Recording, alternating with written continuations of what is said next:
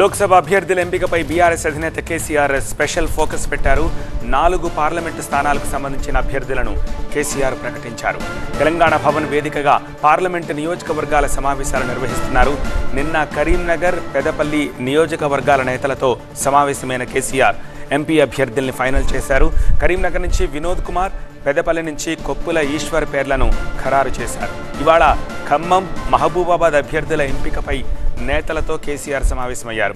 దానిలో భాగంగా ఖమ్మం నుంచి నామా నాగేశ్వరరావు, మహబూబాబాద్ నుంచి మాలోతు కవితకి మరోసారి ఛాన్స్ ఇవ్వాలని తీర్మానించారు.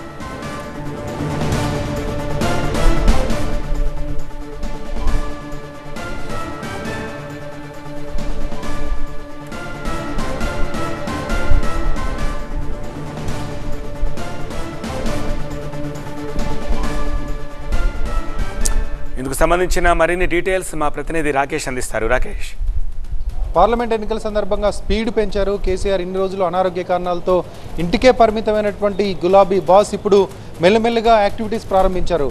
వరుసగా 2 రోజులుగా తెలంగాణ భవన్కి వచ్చారు. ప్రతిరోజు 2 పార్లమెంట్ నియోజకవర్గాలకు సంబంధించిన సమీక్షా సమావేశాలు నిర్వహిస్తూ క్యాండిడేట్ని అక్కడక్కడ డిక్లేర్ చేస్తూ ఉన్నారు.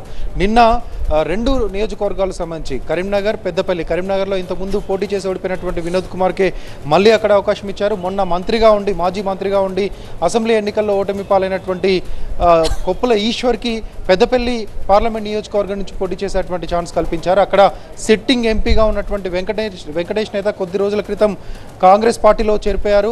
ఇటుక ఖమ్మం, మహబూబాబాద్ సంబంధించి 2 నియోజకవర్గాల్లో ఇప్పటికే సిట్టింగ్ ఎంపీలుగా ఉన్నటువంటి మాలోత్ కవిత, అటు నామా నాగేశ్వరరావు ఇద్దరికి కూడా అవకాశం కల్పించారు. రేపు కూడా మహబూబ్ నగర్, నాగర్ కర్నూల్ ఈ 2 నియోజకవర్గాల సమావేశాలనే 2 నియోజకవర్గాల్లో పోటీ చేయడానికి కొంతమంది అభ్యర్థులు ఆసక్తి చూపుతున్నారు. అయితే సిట్టింగ్ ఎంపీగా ఉన్నటువంటి శ్రీనివాస్ రెడ్డికే దాదాపు రేపు మహబూబ్ నగర్ స్థానం కేటాయించేటువంటి ఛాన్స్ ఉంటుంది. నాగర్ కర్నూల్ ఎవరికి చెప్తారు? ఎందుకంటే ఇప్పటికే రాములు అక్కడ సిట్టింగ్ ఎంపీగా ఉన్నటువంటి రాములు బీజేపీలో జాయిన్ అయిపోయారు. ఆయన కొడుకు టికెట్ రాబట్టుకున్నారు కాబట్టి అక్కడ వేరే క్యాండిడేట్ని అనౌన్స్ చేయాల్సి ఉంటుంది.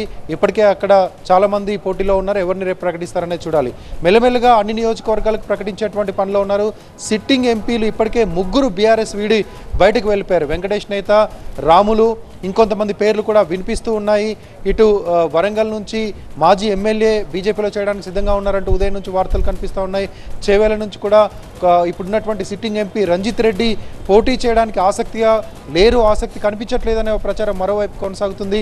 ఇంకొంతమంది కాంగ్రెస్లో చేరుతూ ఉన్నారు. ఈ నేపథ్యంలో పార్టీని స్ట్రెంథెన్ చేయాలి. పార్టీలో కేసీఆర్ యాక్టివ్గా ఉన్నారు.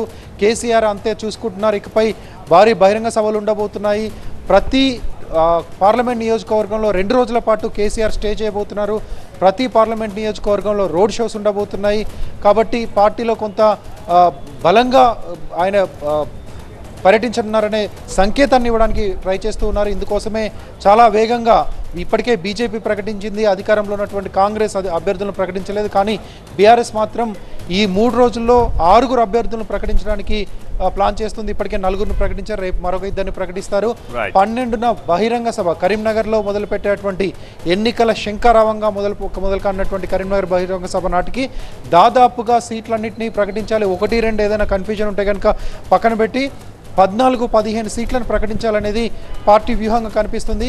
12వ తేదీ నాటికి వరుసగా ఒక్కొక్కటి సమావేశాలు జరుపుతూ 15 సీట్ల వరకు ప్రకటించాలనే ఆలోచనలో బీఆర్ఎస్ కనిపిస్తుంది. రైట్ రాకేష్.